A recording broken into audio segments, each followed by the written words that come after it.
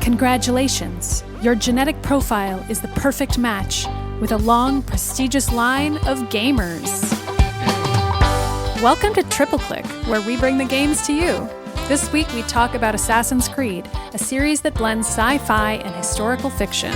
These games are about inhabiting a character who's inhabiting someone else. A real gamer's game. I'm Maddy Myers. I'm Jason Schreier. And I'm Kirk Hamilton. And hello. Hey. Hello to both of you. Hello. I remember my name this time. You guys. You did. I did it. Good job. All three of us remembered our names. We did. That's impressive. At our age, I think we should get know. some accolades. I think we should win a podcast award for being able to remember our names. Honestly, I am older than the two of you, and that is not that far off. I forget literally everything. You have only more forgetfulness to look forward to over the next 7 years. I'm so excited. Well, the three of us, we have conversations that we just repeat the same things because none of us have any short-term memory anymore. And so we all just say the same things over and over I'm again. sure it's documented in the history of the show, all of us telling the same stories. People can write in to us like at MaximumFun.org and tell us if they've noticed any greatest hits. But you know what else people could do? They could go. I've forgotten, so I'm going to need you to tell me, Maddy. I know. Luckily, we do this every single week, and also it's in our run sheet, so that's how I'm remembering this. People could support the show by becoming Maximum Fun members, by joining the community and supporting us with their hard-earned cash at MaximumFun.org/join. And if you were to do that, you would get access to our monthly bonus episodes, which are usually Beans Cast, where we spill the beans about various video games and movies and shows, but sometimes we just talk about ourselves. It's just a little extra bit of Triple Click once a month. It's pretty cool. It is pretty cool. So, Kirk, take us away. All right. So I have two things that I need to tell both of you. The first one, it's that nothing is true. And the second thing I'm going to tell you is that everything is permitted. Did you know that nothing is true and everything is permitted? Wow. I've heard it before. Can't put my finger on where, but it's a kind of a maxim, a motto, if you will. You could even call it a creed, maybe even the Assassin's Creed, which is the game series that we're going to be talking about on this episode. We're going to be answering the question, what's the deal with Assassin's Creed? What's the deal with Assassin's Creed?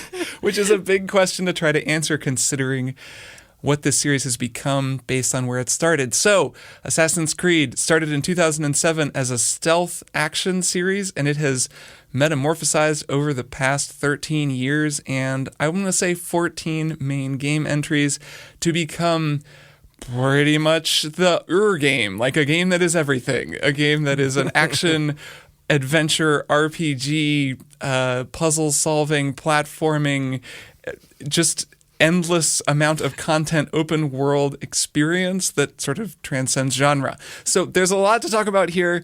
We're going to talk about, so much. I've played almost every single Assassin's Creed game. I know the two of you probably haven't played as many as I have. Nope. But I do want to start with a question, and that question is, what is your favorite Assassin's Creed game? So, Maddy Myers, what is your favorite Assassin's Creed game? you already know the answer because I talked about it on our Triple Click Picks episode way back when. It's Assassin's Creed Origins, which is also the first Assassin's Creed that I really devoted time to and beat and played for a long time. Because before that point, I wasn't that into stealth games. I played some of the other Assassin's Creeds, but it wasn't my style of game. So I don't think I gave them a fair shake. But Origins, I taught myself how to enjoy stealth games, and I also happened to really like the story of Origins. And that was part of why that was the one that I tried to get into, because I played it, I think, a year or two after it came out. I knew it was a good one, so I was like, if I'm going to give an Assassin's Creed game a chance, it should be Origins. I should get all the DLC, etc. And I loved it. I love that game. And every other Assassin's Creed has paled in comparison, perhaps because of some type of first-timer bias that I had with that one, where it was like the one that I fell in love with. And then all the other ones I just compare, perhaps unfavorably to Origins. But I think that's kind of common with Assassin's Creed games. Well, are you also a big Egypt fan? Yeah, no, I'm super into Egypt. Like as a middle schooler, I was way into Cleopatra and all that stuff. So I mean, I think that's the biggest reason. That's the other big part of it as well. Yeah, the setting winds up kind of being the appealing thing about these games. Yes. Jason, what is your favorite Assassin's Creed game? I don't know. I saw this in your run notes, run sheet notes, and I was trying to think of my answer because I think I'm torn between two, and that's fine. The two after Maddy's, which are Assassin's Creed Odyssey and Assassin's Creed Valhalla. And Odyssey for me is like a really, really special game. I love that game so much because of Cassandra, because of the setting, because I grew up just like Maddy. You were obsessed with Egypt. I was obsessed with Greek mythology. Like that was my thing growing up, and still super into like Greek mythology. I got a kick out of the fact that my name was Greek and named after like Jason and the Argonauts, like the Greek myth. But Assassin's Creed Valhalla is also so good, and like I think is a better game than Odyssey in a lot of ways. Like it really nails that sense of mystery and like the core gameplay loop of like going around and finding the little dots, and instead of feeling like you're it sounds less fun than it actually is. It's all about finding those dots. I mean, that's not what Assassin's Creed was always about, which I'm sure Kirk is going to get into. That's true. But so with Odyssey, it's very much like you're picking side quests on a checklist and like going through objectives. With Valhalla, it's very much like Breath of the Wild style. Just pick a direction and start exploring, and then every side quest you find is like kind of self-contained and all solvable within that little space, or within a small radius. So you don't really have to do the whole like checklist thing. But the main character and like setting of Odyssey I like a lot better. So really I think it's a tie for me. Like I love both games equally. Origins is cool too, but for me not as high on the list. Height. So my answer, I guess, I'm sort of torn as well. I really like Assassin's Creed Syndicate, and I'm a bit of a weird Assassin's Creed fan in that way. I always see people kind of saying that they don't like Syndicate as much. It's like too modern. The story they don't like. I really like it. The story is okay. There's a real antagonist, which I like about it, even though he's not an amazing character. I love Evie Fry as a character, and her relationship with Jacob is cool. The DLC is really good. The setting of London is cool, and it has good stealth, which all of these games do not have good stealth.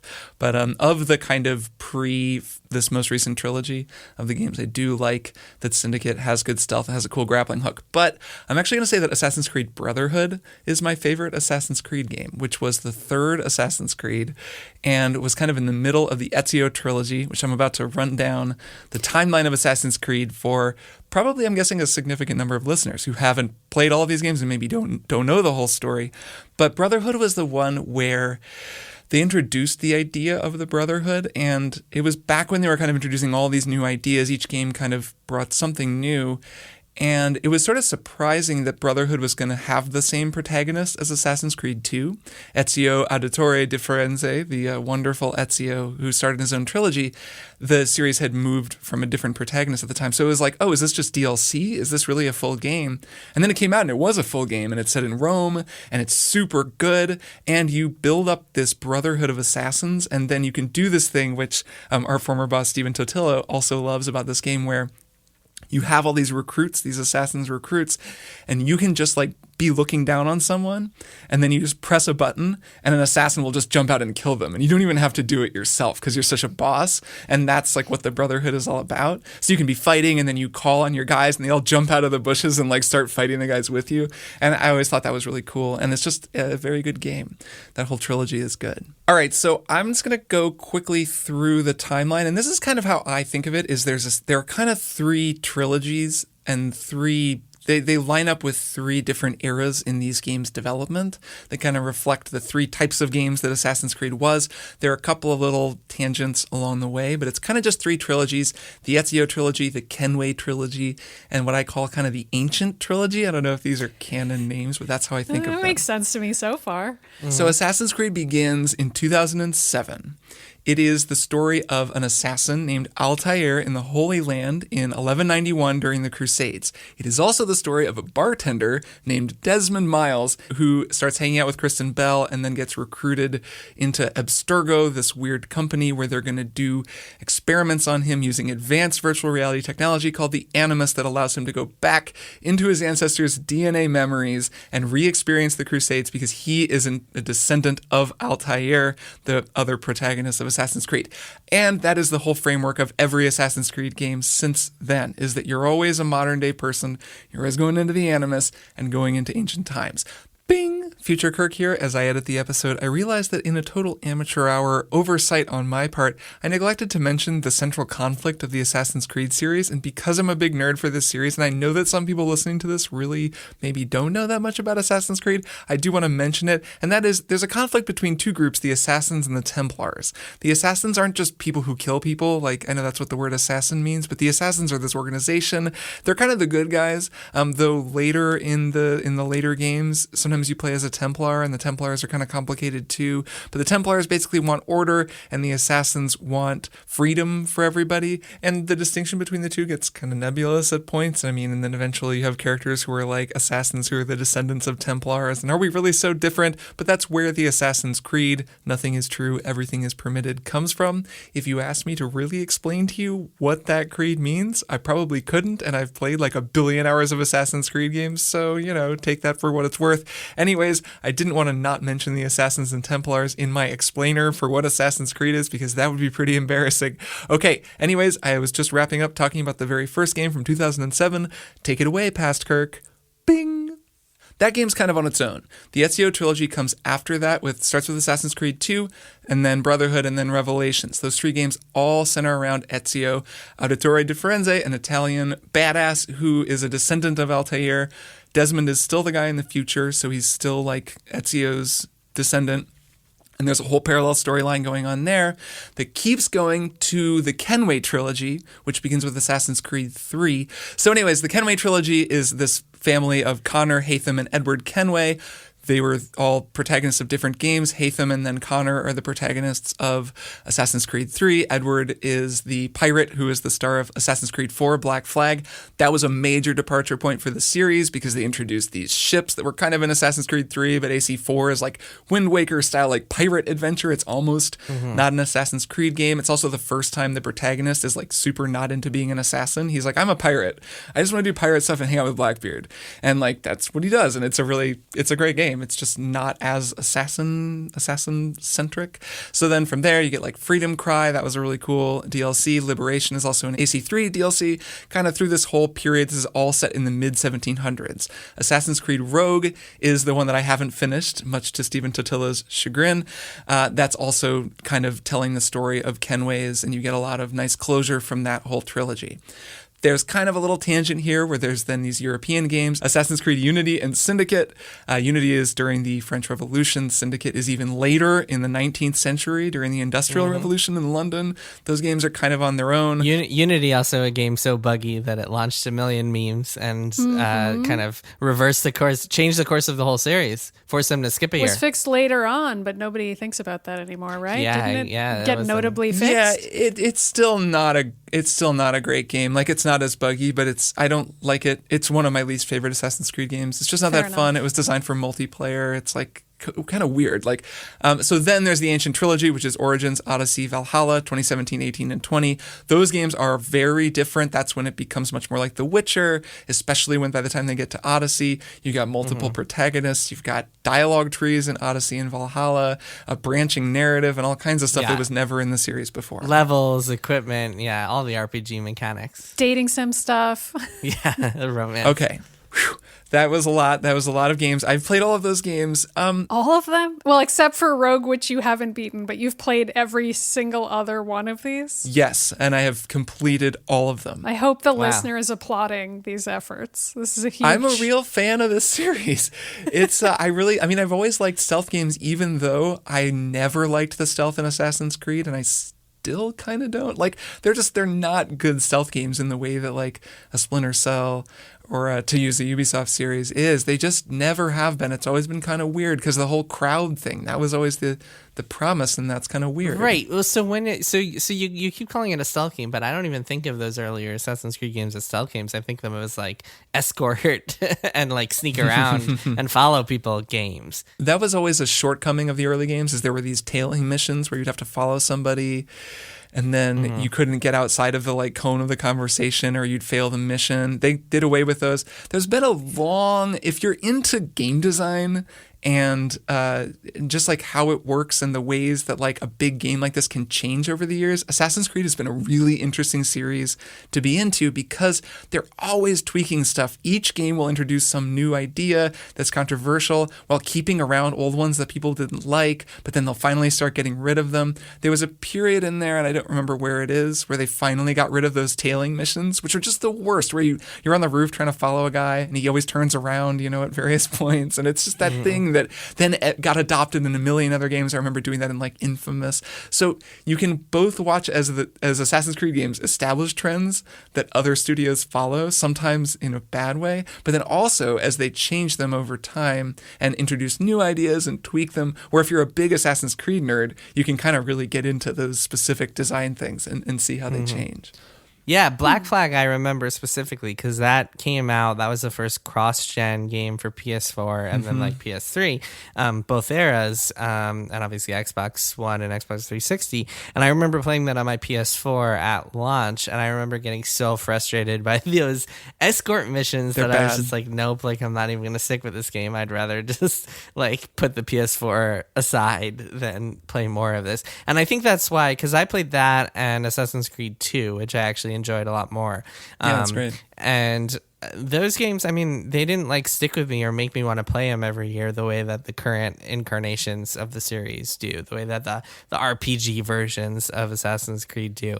And I'm not sure exactly why that is. There's just something about the new formula that like really clicks for me, and something about the design of it all and the structure of it all and the RPG of it all that has just really worked for me with the latest three games. Yeah, same. I also played AC2 and then basically didn't beat it, didn't play almost any of the other ones listed in between, and then played Origins. And that was the game that I felt like I could just lose hours of my life to because of that loop of like seeing something on the map, you run towards it. By the time you've completed that thing, there's a bunch of other stuff on the map and you're already here. And there's all this design showing you just the mystical panoply of little artifacts and objects you can click on or people you can talk to. Or, I mean, they really have that down in Origins, and that is the story of our lives in Odyssey and Valhalla as well, is just really refining that infinite addiction world. I don't know how else to describe the loop of those games, but you're just supposed to live in them, and that's terrifying. Even when they're super buggy and janky, they're still like incredibly fun to like do some of those basic things.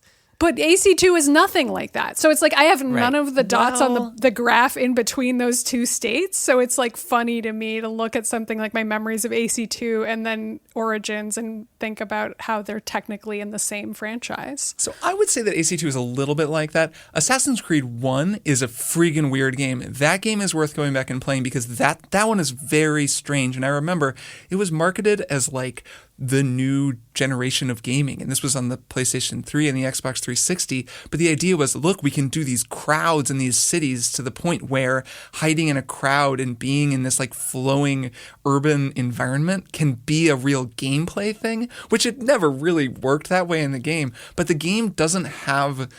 It has these like weird, repeatable like things in the world, but it's not like Assassin's Creed 2 onward, which Assassin's Creed 2 is really a lot like Grand Theft Auto. And that was kind of the shift that happened from Assassin's Creed 1 to 2, was it went from this weird thing where there were just, here's an event, like some guards hiding guarding an object that you can try to grab if you want to get leveled up. But mostly you just kind of went through and there were assassin targets and you just tried to assassinate them.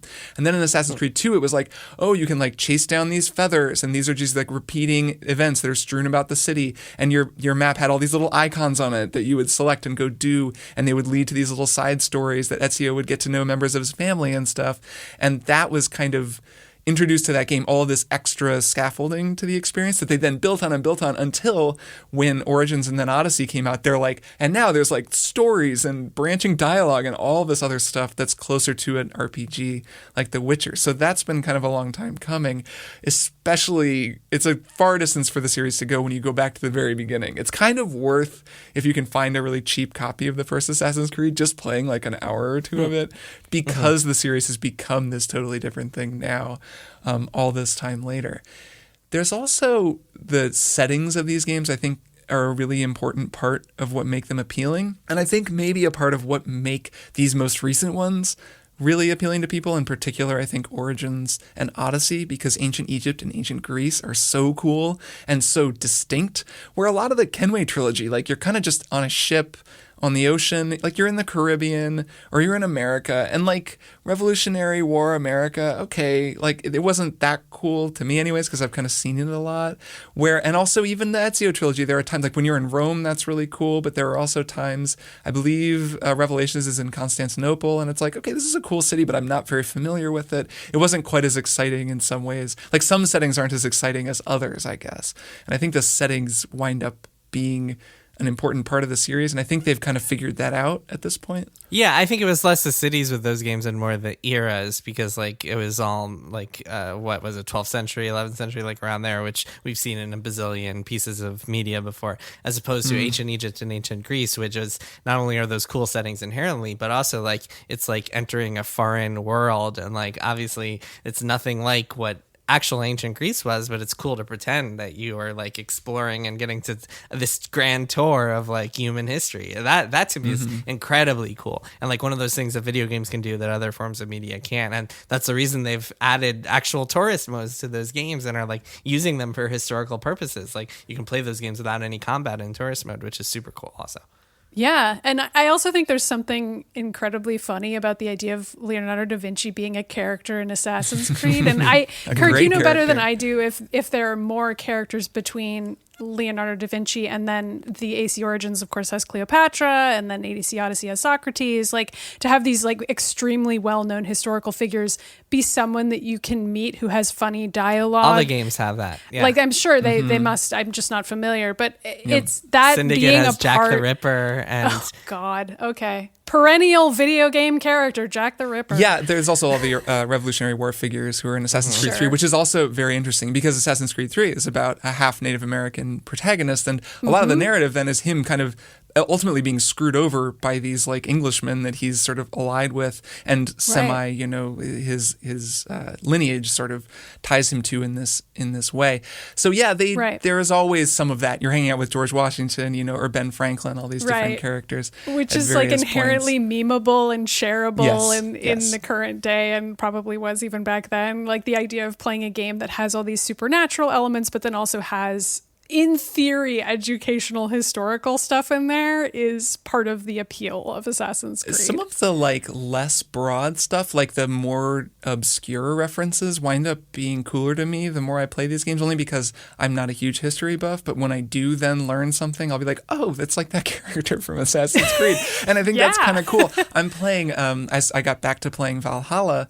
I'm sort of in the right mind space for it now for whatever reason, and I'm just doing all of the little side events that you can just go around and do. So I'll just play for half an hour and go do a couple of those.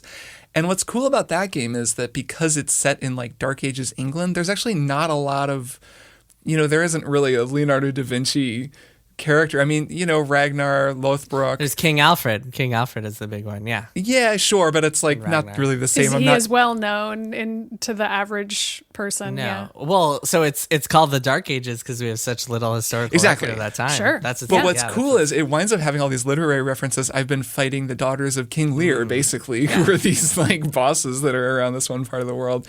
And there's a lot of stuff like that. Also, the Black Shuck. The Beowulf DLC. Yeah. Yeah, there's a Black Shuck is a song by that rock band The Darkness, and I didn't know what the Black Shuck was, but I think it's like a mythological dog. And in the song he's like, that dog don't give a fuck. Like that's like what the song is about. Black Shuck. Great. And then I was fighting the dog. I was like, oh fuck, I'm fighting the Black Shuck, and I was like singing the song and like fighting this dog, and it was so I kind of like those more subtle references in the definitely the most metal of all the Assassin's Creed games. Oh yeah, for sure. I mean, I remember even saying that was one of the things I enjoyed about Valhalla was stopping the game to Google different things in the game and then go on a little Wikipedia deep dive or history website deep dive about various aspects, because I'm like, oh, well, I don't really actually know that much about Vikings and their invasions. What really happened here? And I don't know how historically accurate every Assassin's Creed game is, but it is cool to look up something in Valhalla and be like, oh, this is also based on real life, and so is this other thing, and so forth. So on the flip side of the Assassin's Creed narrative coin from all the cool historical stuff is the modern day stuff and the kind of meta storyline. There's I would say that there's a modern day storyline and there's also a meta storyline. I almost think of them as separate storylines. They're related, so I guess you can just call them the modern day stuff. Which part are you putting the aliens into? So the Isu, the precursor race, they're kind of the meta storyline because they factor into the whole thing, which the modern day stuff does too. But there's just a feeling increasingly with these games as you're playing that there are now like mythological figures turning up and monsters and beasts from our actual mythology that are really just like manifestations of Isu technology. And so that feels more directly related to the past stuff than it just does to the modern day stuff. That's why I kind of think of it almost as a third axis. It's even more pronounced in Valhalla. Yeah, well, I mean, it was pretty friggin' pronounced in Odyssey. But yeah, so what's going on here is, like I said, you're in the modern day. You're playing as, basically, you started as Desmond Miles for like 4 or 5 games. Then for a long run of times, Ubisoft just kind of backed off the modern day stuff. And they're like, okay, we know some people like this, but most people don't care. So it became very, very backgrounded, where in like Assassin's Creed 4, you're a game tester at Abstergo Labs, which is basically Ubisoft Montreal. And you're doing stuff, and Sean and Rebecca are turning up these characters that you met during the earlier games, but it's really in the background. And then they've kind of brought it back to the foreground because there's a named character, Layla Hassan, who is the modern day protagonist of the 3 most recent games. So I guess, what do the two of you think? Maddy, what do you think of the modern day stuff? I don't understand it at all. And I try to pay attention, and I'll read all of Layla's emails or whatever, and I'll delude myself into thinking I understand what's going on, but I have never at any point understood any of it. And I have no further comments. I really can't even expound on it. It is Greek to me, sometimes literally, in the case of AC Odyssey. Jason, what about you? Yeah, so I don't want to spoil Valhalla for you guys, but like... Yeah, please don't. I know there's a lot of big stuff that happens. Yeah, well, so I didn't care about it at all until Valhalla. And then the end of Valhalla... end of Valhalla, which takes a very long time to reach, like many, many hours. This game is incredibly padded, as we talked about a little bit last year. At the end of Valhalla, I was actually hooked by the modern stuff and like very curious to see what'll happen next in whatever DLC they do or whatever future Assassin's Creed games they do, because they leave some very tantalizing modern day plot threads at the end of this one. And I say this as someone who's not like super familiar with any of the previous modern day stuff, but now I'm kind of more invested in that in a way that I didn't think I would be until. Do you feel like I would understand it, Jason, if I got there? Like it's simple enough that I would get it. Yeah, well, so the modern stuff I'm talking about is like directly the result of stuff that happens in Valhalla. So a lot of it's self-contained. There's also stuff that ties into previous games that is like you might have to look up. And I definitely did. I definitely had to look up some things for them to make sense. But like the overall story arc of Valhalla, which like involves the modern stuff, is like really interesting to me, and that's all self-contained. Yeah, Cool. I think like when Layla meets William Miles, Desmond Miles' father, you have to look up who that is if you haven't played the games and know why he's an important character, that kind of thing. I think they're getting better at the modern day stuff. Like Layla is a cool character, and I think you do need to have a speaking character connecting you to that stuff. And Desmond did that as well, though it was like he was a very generic character. He was voiced by Nolan North at the time, at like peak Nolan North like ubiquity, and he was just kind of this boring whatever dude. And so he was never that interesting. They made him much more interesting. He was no Desmond Hume from Lost. Sure. But you did. I remember thinking, I think it was in whatever the last one was, or one of the last ones, Revelations. Oh, Nolan North is a really good actor. And of course, now I know he's a great actor. But at the time, I only thought of him as like the protagonist guy, and being like, they gave him more to do as they developed the character.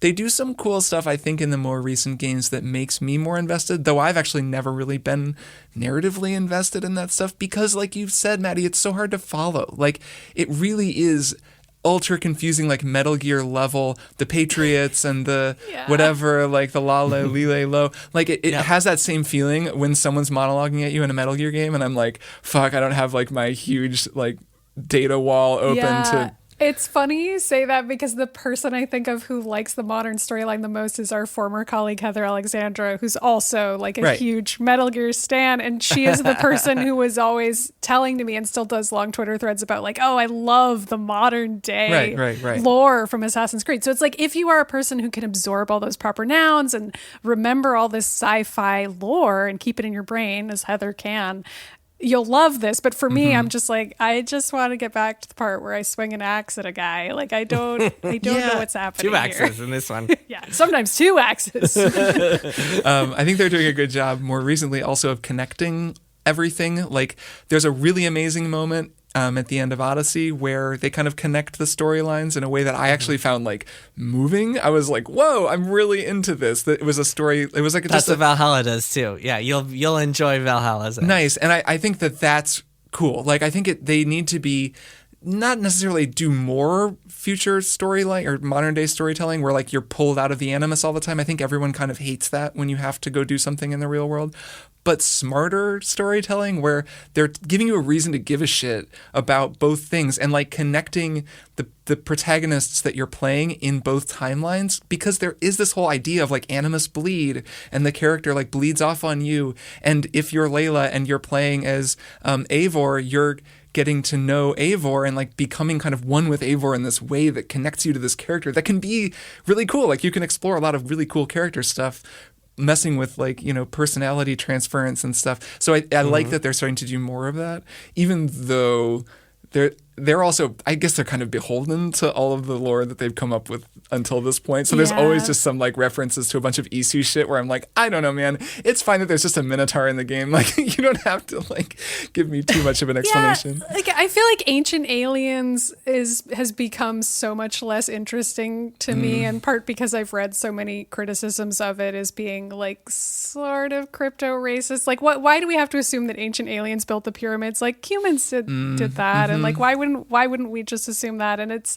I mean, I don't know. There's plenty of great historical academic writing about that and how Ancient Aliens is like not a great line of thinking, but that is exactly what Assassin's Creed is already beholden to. So that since they're stuck with that lore, they have to keep it. Kirk, do you feel like over time they've gotten more interested in that part of the lore or less so? I think that part of the lore has made its way more directly into the game in really playful ways that I think they're actually taking it a little less seriously, but that allows them to have more fun. Like in the original Assassin's Creed, the idea is you're all going after this Apple of Eden, which is actually an Isu artifact that's this super powerful sphere basically that lets you like rewrite reality. It's an infinity stone. It's whatever. It's basically an infinity stone. And then when you get it, stuff gets really weird toward the end of the game and all the animus is melting and whatever. But it's all kind of po-faced and very serious and like the fate of the world and I shall control this, whatever. And like that's fine. It starts getting more fun over the series. There's a really cool point at the end of one of the Ezio games where he finds an Isu temple. I can't remember which one it is. It might be Brotherhood. And he finds this temple and there's like an Isu woman appears as this like hologram and she's talking and he's like, you know, she's talking to him and he's like, who are you? What the hell is going on? And then suddenly she looks over his shoulder at you, like out at the screen. And she's like, I'm not talking to you. I'm talking to you. And it's like, she's talking to you, the player. And you're like, okay, this is cool. Like that kind of stuff is fun. Now they're kind of just like, there's a Medusa in the game and it's really just, you know, an Isu, like whatever artifact or something in the animus. And I think that Kirk, you have to finish Valhalla. That's more. No, I know there's other cool stuff in Valhalla. Believe me. I mean, I've already been playing Valhalla and you become Odin. Like there's plenty of cool mythological stuff in that game. I enjoy that they're allowing for a broader exploration of the mythology in addition to the real world culture, using this sort of Isu thing as a way in, rather than just making it like a kind of a magical backdrop to then throw in as the endgame object or the Infinity Stone or something. Yeah, and it's probably easier to do that with religions and mythologies that aren't present day, that people aren't currently thinking about. Like I feel like that's the other problem that Assassin's Creed would run into if, for example, they suddenly needed to depict biblical times. Like it just seems like that would AKA be my a road fantasy they cannot go Assassin's down. Creed game. This has been my thing about God of War, where I want Kratos to go like fight the like Judeo-Christian pantheon. Kratos versus Jesus. Maddie, you didn't finish AC2, but AC2 ends with the Pope, like you punching the Pope. Yeah, there's plenty of that stuff. I mean, they don't get that much into Christianity as a mythology. They don't say whether or not Jesus was an Isu. Right. I just feel like they need to confirm or deny that. They might actually somewhere that we're gonna get an email being like, actually, in an email in the game. I hope so. It's in an Assassin's Creed wiki somewhere, I'm sure. Yeah. A few months ago, someone asked us like, what are our dream Assassin's Creed games? And I don't know if you guys remember, mine was the Biblical Times. I really want that game. I think we probably had this exact conversation at the time as well. People can also write in and say if this is a greatest hits of Triple Click is us talking about how Jesus should be an Assassin's Creed. Why isn't he in there? One day he'll just be a quest giver. He'll be like a carpenter. He'll be like he'll like make you weapons. It'll be really unexpected, and he'll be like, only use this on the shopkeepers in the temple. Okay, that's the only people you're allowed to use these weapons on. This has one use. Violence is only justified at this one time. Yeah. Only in anti-capitalist circumstances. Oh, man. So that should be a t-shirt. We should print that on a t-shirt. Jesus should be in Assassin's Creed. AC Jesus, man. Put Jesus in Assassin's Creed, you cowards. So I'm curious what the two of you think the future might hold for Assassin's Creed. We're kind of, I wonder. It feels like these things tend to go in trilogies, and I don't know how this Valhalla ends. I will know fairly soon. But they're going to carry on that storyline, I'm sure, in some ways. But I kind of wonder. It seems like these games are very successful for them, these most recent ones. People do seem to really like them. They fit in a nice little place. They're kind of these ambient games that you can play all year because they're always expanding them with DLC. So yeah, I don't know, Jason, do you think Assassin's Creed just keeps being what it is right now, or is it going to undergo another dramatic change? How do I answer this? I can't really answer this question because I kind of know what Assassin's Creed is doing at least in the next one. But I guess let me answer what I want rather than spilling the beans, at least for now, on future Assassin's Creed. You could spill the beans. By all means, you could tell our listeners what's coming for Assassin's Creed. Maybe down the road. I'm certainly curious. But I want to see like an evolution of Valhalla. Like I know there's like this big split in like factions between hardcore Assassin's Creed old school fans and hardcore Assassin's Creed newer fans. That's always been true. Yeah, count me very much among the people who are like, I love the newer iterations. I will play every single RPG Assassin's Creed. I want more of this stuff. And especially after Valhalla and seeing what they did with the mystery system and the side quests, like I mentioned before, is just so smart. And I really want them to keep like iterating on that stuff. I also really want them to not even bother like trying to release every single year. Like they should take 2-3 years between each of them, because these games, clearly Valhalla was affected by COVID and their bug testing capabilities were affected by COVID, and it's like a miracle that they managed to ship the game. But like Valhalla was super buggy, like unacceptably buggy, I would say, for a game that you have to pay full price for. And I think that like if there's a way they can give these games more time to avoid that in the future, that would be ideal. I don't expect any game with like this level of complexity to be completely bug free, but like Valhalla was really bad. I had some game crashing bugs on that one, getting some I couldn't finish the Odin stuff because I got locked out of a quest. Right, so it's really that's right. I remember you telling me that. Yeah, I feel like playing it when I'm playing it now, like a few months after it came out, is a good time, especially because it'll probably be getting more and more expansions. Like I loaded it up and there's new stuff in my skill tree. There's like a new quest line that I can do, like river raids, and I was like, oh cool, I have all this new stuff I can go do. Yeah, I don't think it'll be a shock to say that like they very much have like DLC planned for this game, and like there's definitely like going to be a lot of new stuff, which I'm excited for. I'm totally ready to revisit. Yeah, I always think that, and then I start playing it like an Odyssey, and then I'm like, oh, this is too much. I already played it 100 hours. Too much. Yeah, I feel that too. Yeah, Maddie, what do you expect to see or hope to see in Assassin's Creed in the future? I'll say what I hope to see first. I hope that the games will get smaller again. I think AC Origins is a great length, and I think that these games should be. Too. And it's very big. It's actually quite big, but I think 30 to 40, 50 hours, pretty good for a huge open world game. You still get some cool side quests. You still feel like you're wandering off the path, but you're getting these bespoke little storylines that you can follow, and this one character who grows and changes in the story. Origins has all that stuff. Odyssey is much bigger in terms of every aspect of its scope, and then so is Valhalla, even bigger. And Jason, you've described it as padded. I haven't beaten it. I'm sure if I ever do, I will agree with you.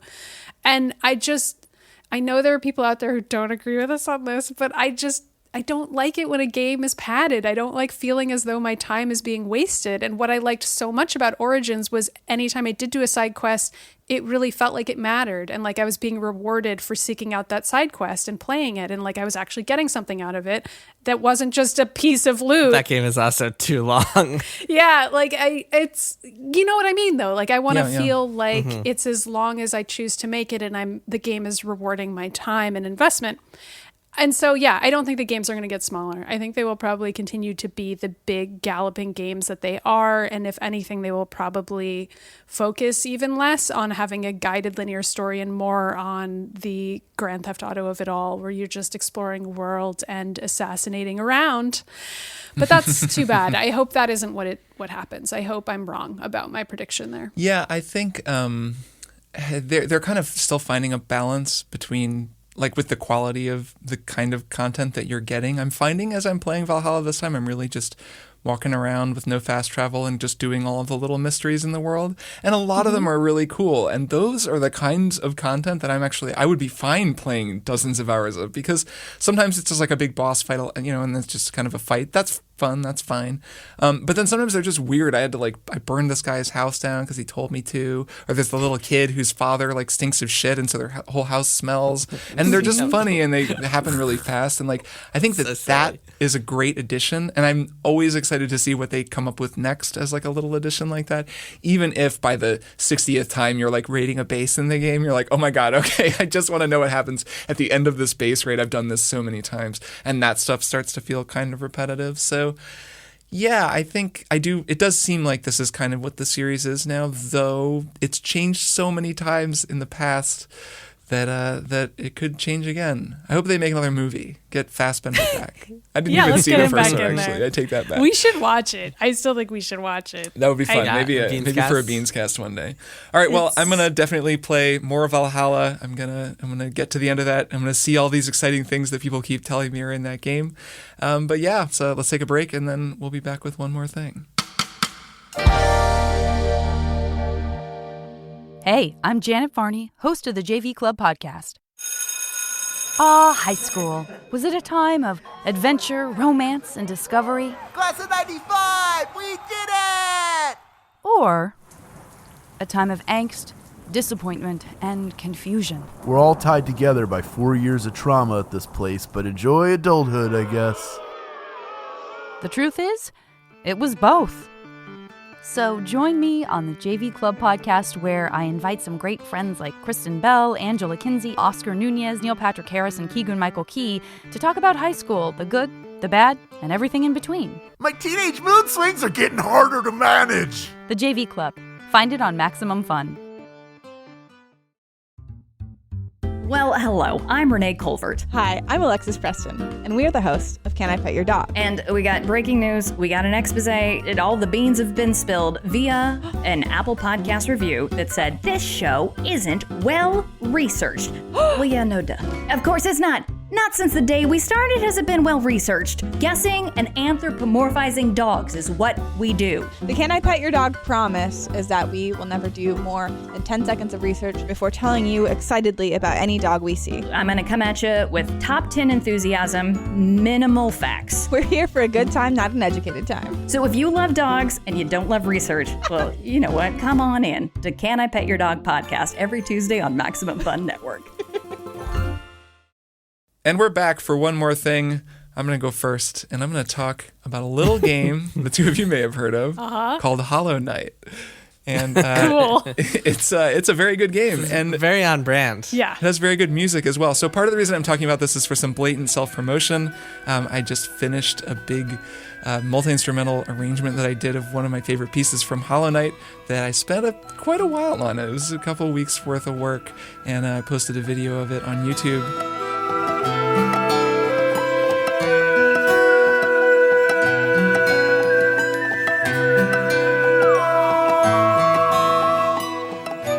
It's is probably playing right now behind me. Played a bunch of different instruments. I played the wine glasses. It's got an epic sax solo.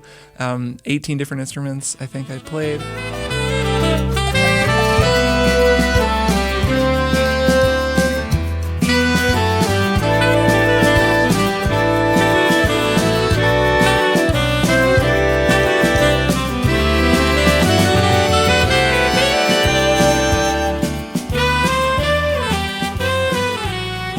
18. It's amazing. It's great. It's fantastic. Thanks. It was very fun to make, and People should give it a view on their internet give device. me a view. Give it a like and a share. A YouTube click. Gotta get those YouTube views. Please. Those things are fun to make. That game's music really lends itself to reinterpretation. It's composed by a guy named Christopher Larkin, who is incredible. He also did all the sound effects for the game by himself. And remember, this game was made by basically two guys with a third guy helping on programming, and then. Wow. This one dude did all the music and the sound effects. So a lot of times the way they talk, the bugs all say these little words. There's this one horrible creature that's like whenever it gets mad. And it's just him. It's just this piano playing composer guy who made these sounds, which I love. Where's Silk Song? I know. Well, so if people are feeling the hankering for Silk Song, I started playing this game again because I kind of wanted to capture some footage to use in the video I was making, and also just to kind of hear how the Green Path music sounds in the Green Path zone. And I might wind up replaying all of Hollow Knight because I played a lot, actually. I've been playing on Switch. It's so good on Switch.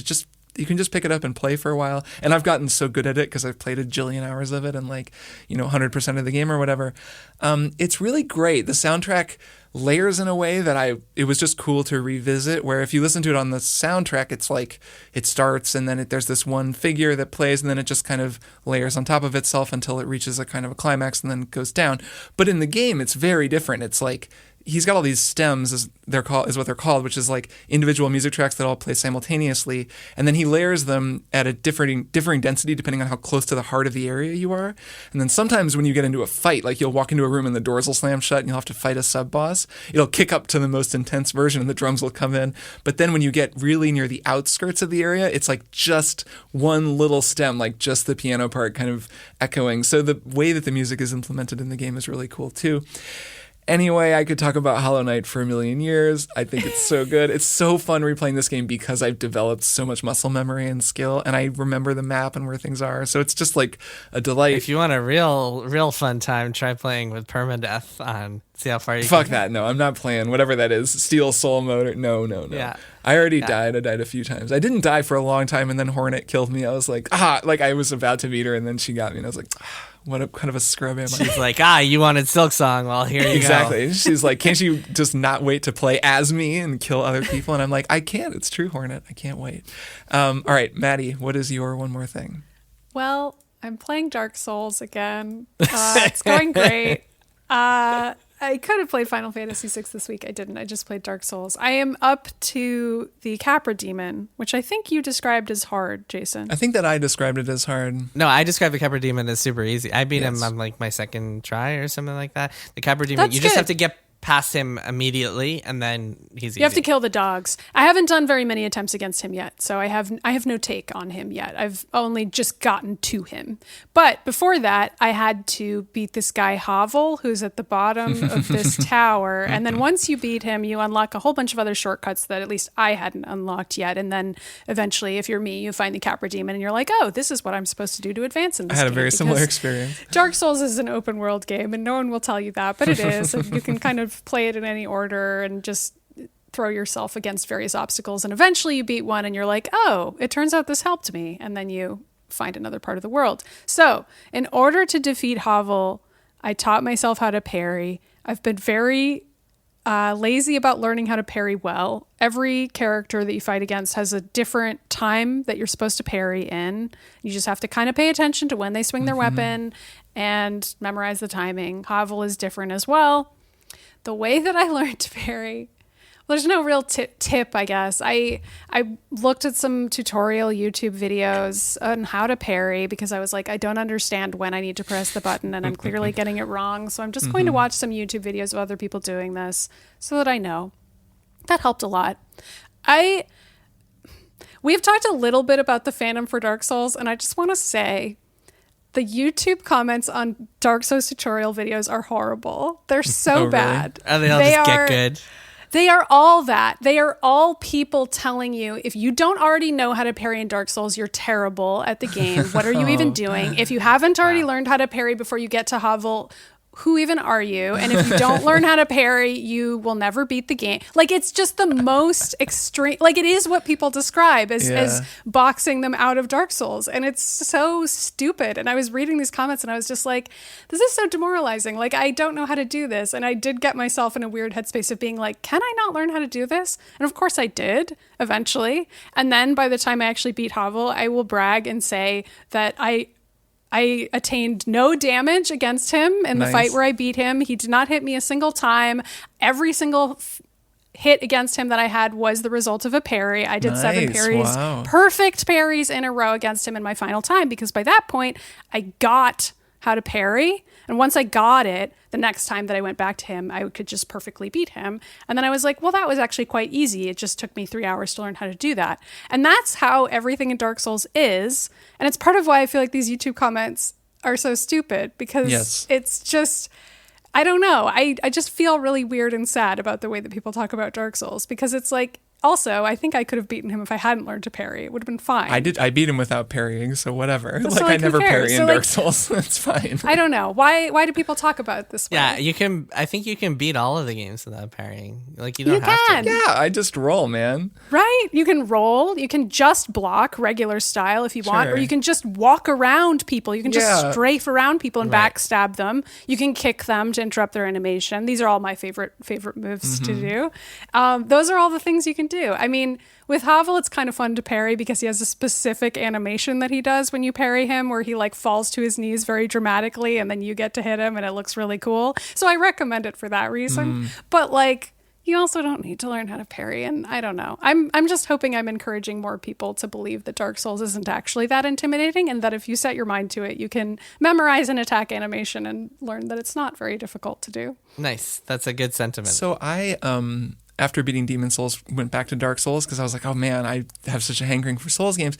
The problem I'm having now is that my game is like way far in, but I don't remember when I played because it was like 2 years ago.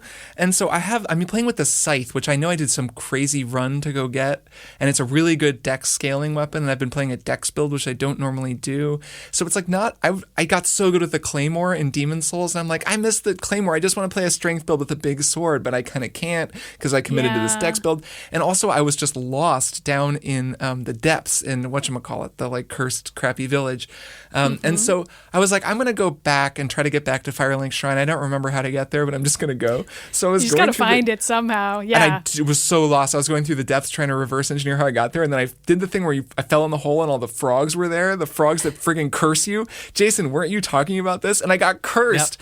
And then I died, and now I have half my health and I have to go find. And I was like, I just want to start a new game. Just start over, man. I might just start over. Well, that's the thing. So these games are great and all, but like, there's no way you can take any sort of extended break and then jump back in. You have to start from scratch every single time. I might just start from the beginning. Yeah, it was definitely a learning experience. I need to just beat it as well. I mean, it's kind of nice that the other game I'm playing is Final Fantasy VI, which has nothing to do with Dark Souls. Like, it's not as though I'm losing my skill at Dark Souls by playing FF6. They're completely different games.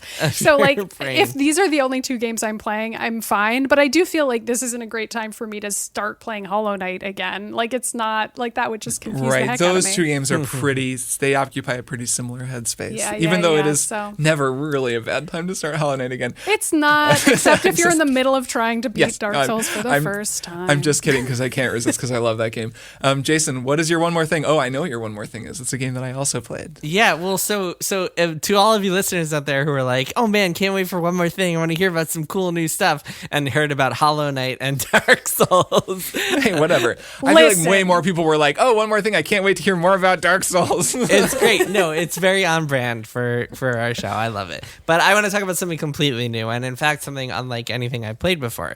I've been playing a game called Loop Hero, and this game, it's on PC. It's very lo-fi. It's an indie game published by Devolver Digital, which is a publisher that has just been like knocking it out of the park year after year, I should say. Good stuff. And And so this game is, the concept is you play as this hero who has lost all of his memories, like many JRPG heroes. And he is sent into this world where he's like trying to figure out what's going on.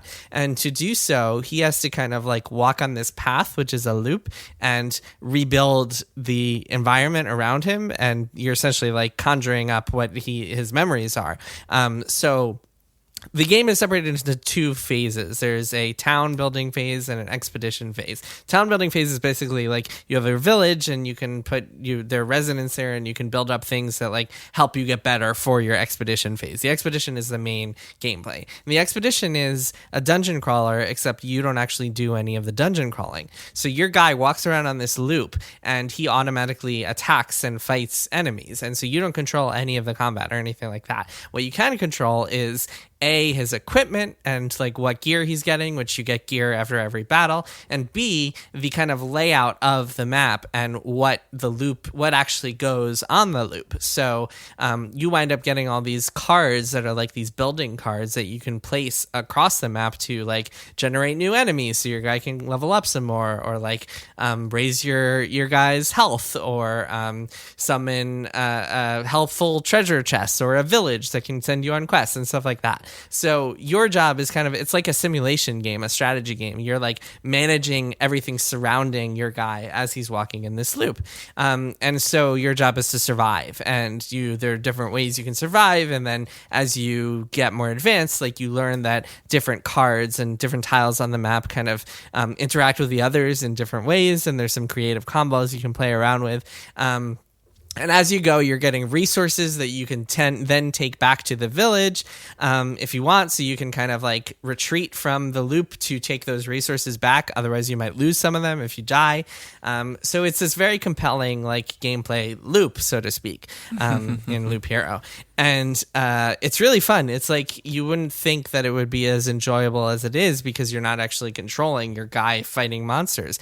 But it's really fun to like play around with it and watch the numbers go up and like experiment with the different tile combinations and see what you can do there. There's a lot of interesting choices that you can make as you go. And there are a lot of different kind of builds you can create out of your character because you're constantly getting new equipment and you can look at all the different stats on it. Like one piece of equipment might give you great like counter percentage, and so you can make your guy a super powered counter ability, and then on top of that you can get like another skill that lets you heal every time you counter, so you combine those two and you're like, oh cool, I built this really cool character. And it's really, really good. I really like it. It definitely gets repetitive, as any game like this it would. Any game that's like literally a loop would. But it's really creative and fun, and I highly recommend it. Definitely one of the more enjoyable games I played this year. It's sort of like, one good way to think of it is like a reverse tower defense. I've heard it described. Yeah, I saw that description and it felt accurate. I played an hour or two of this game. It's really addictive. It would be great as a phone or tablet game, I would think, like a way that you could just kind of, because it's really low key in a certain way because it auto plays itself, and you can pause at any time. It has that kind of just really quick, I'm going to pause and just figure out what I want to do. You're kind of just arranging things in a nice way and then seeing what happens. Placing tiles, yep. That energy, like that rhythm is really pleasing. Like it's just a very like nice flow kind of a game. Is there a way to beat it? Does it end? Do you know? Yeah. So the loops each, after like you go around, you're building up this bar that is like, that gets a little more full every time you place a tile on the map. And when it hits the end, there's a boss. And so then you beat, it's like called Act 1, and then you go into Act 2, and then Act 3, and then Act 4. But you can replay them as many times as you want, each of them. And then you get new character classes, and there's a lot of new stuff that you're getting over time. And then you can fill up your village with more stuff and more people, and that's how you eventually win, is by like... And like the memories come back. Like there's a story of these people sort of remembering the world that they've completely forgotten. Yeah, there's a story attached to it, so there's like some interesting dialogue.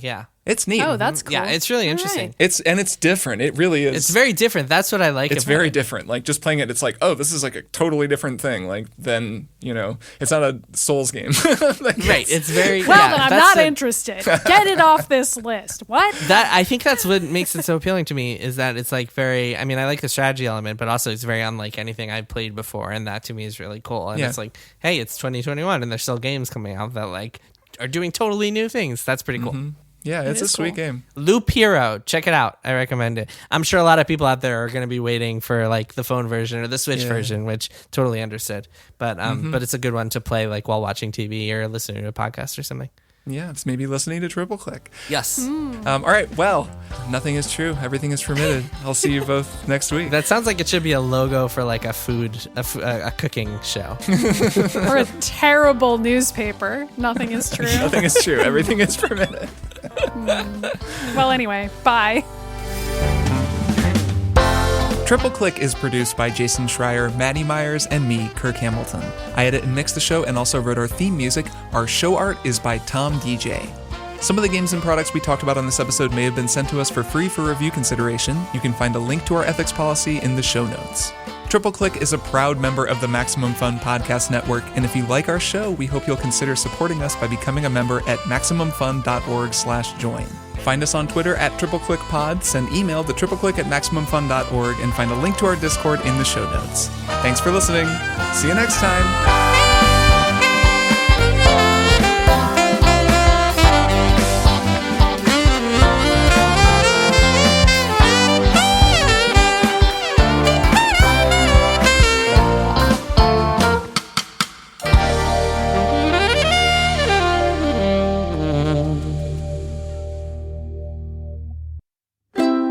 MaximumFun.org.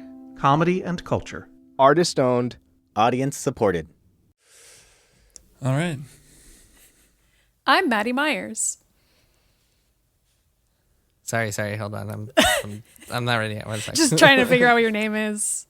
It's stressful. You know, it's really... I've forgotten. Wait, I'm Kirk? I'm Jason. Jason. We have to remember our names at the beginning of every single show. I was Once scrolling up on the run sheet because I wanted to see the actual thing. Okay, I'm ready. Okay, Here we go. Okay.